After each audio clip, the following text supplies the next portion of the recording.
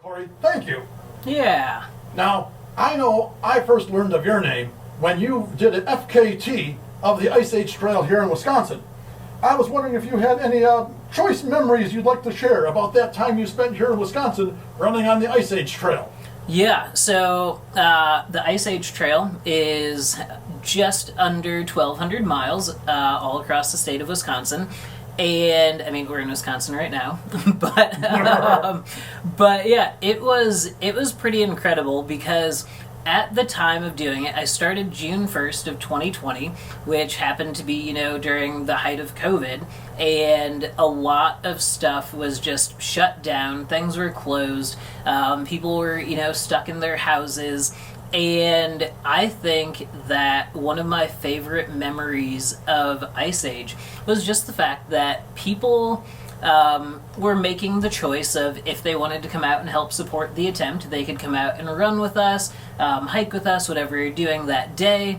And there's just a lot going on in the world at that time, and instead of focusing on all the negative things, the people of the state of Wisconsin really focused on the positives. They're super helpful. There's one day that I rolled my ankle, and it got to be about the size of a softball, and we just didn't know if I was going to be able to continue the record attempt. And we went on Facebook, and we were just talking about what was happening, and people just started chiming in. They're like, hey, what can we do to help? Like, what would help this right now? And I jokingly was like, oh, I could actually use a lasagna and maybe some red velvet cupcakes. And I kid you not, 2 hours later at the next trailhead, one woman showed up with a homemade lasagna, and the next trailhead, somebody showed up with 24 cupcakes, and then at the next trailhead, somebody showed up with homemade soup. And so, people were in their homes watching this happening on social media, and they were just like, yeah, we can make food, we can bring it out, there you go. And so, from that point on, that was day 8. And from that point on until day 21, people are showing up at trailheads with homemade food, baked goods.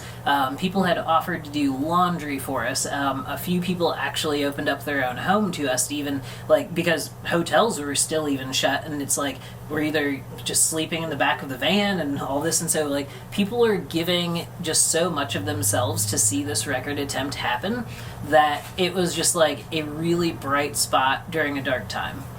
That's really great to hear. Thank you so much for sharing that. Obviously, since you're from Illinois and we're in Wisconsin, we know something about that Midwest nice, and that's really great to hear. I'm glad you had such a positive experience out there. Now, one last question for you today. I know you're from Illinois, you've lived in Tennessee and Boulder, Colorado, and now you're out in Maine. Where do you think you want to go next? Or are you settling down for a bit? Yeah, that's a really tough question. All of the places I've lived have been great. I love it up in Maine right now. It is really cold. It's single digits with -20 wind chill, but I do love it. If I was going to move somewhere else, honestly, I love El Paso, Texas, and I also love Alaska.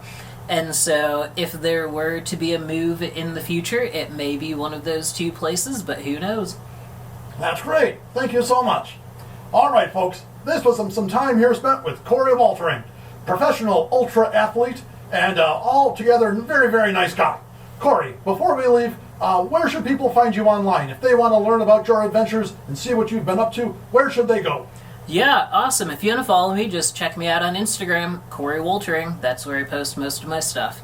Awesome. Arr! Thank you, everybody, for watching, and thank you for spending some time with us. We'll see you next time. Arr!